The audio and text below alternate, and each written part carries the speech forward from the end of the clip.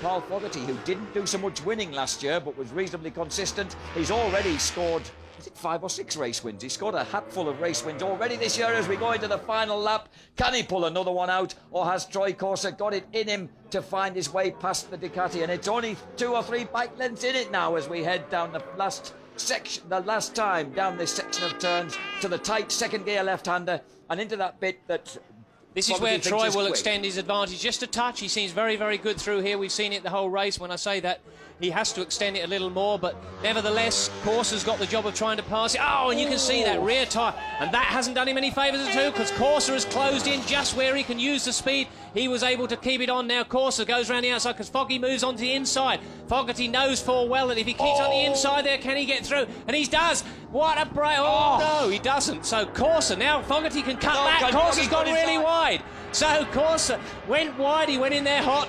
That was incredible, but Carl Fogarty really covered his line. I said he was going to make the Ducati wide. Now it's going to be difficult for Troy Corser. Some of these corners aren't easy to pass on. It's all about using all the circuit, keeping an inside line. Carl will be riding as defensively as he can. He'll be stuffing it down the inside. So number 60 there being lapped for the second time. He should be pulling in by now. And this is Fogarty with that. His rear tyre seems pretty shot at the moment. He's riding it on the ragged edge. But Troy's somehow got to find a way around him because Fogarty is so good at holding those apexes. And thankfully, our friend number 60, Tuden of Croatia, has got out of the way. But look at this. Great Britain, Fogarty versus Australia, Corser, Ducati versus Ducati, absolutely together as they come out of the last turn. And I think Foggy's going to hold on to it. Foggy takes the win as they thrash past us. Fogarty's won it ahead of Troy Corser. What a brilliant race, you guys. 2 heroes together, and here's a third one. Yanagawa in third place. What a great ride from the Kawasaki after qualifying third on the front row of the grid. And look at this, man. Look at this. This is the race for Edwards' 6th place. And Gregorio Livia getting so close, but Edwards almost shows him the... oh, and it was very close as they went across the line. Gregorio managed to snap out on the left-hand side. And here we have Peter Goddard trying to take advantage of the fading Yamaha of Norihaga. I beg your pardon, it's the Yamaha of Goreski that's got past Goddard.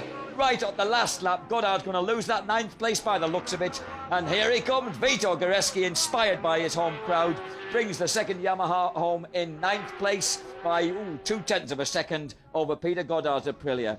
Back in pit lane, and this is Michaela Fogarty marching off to greet her husband.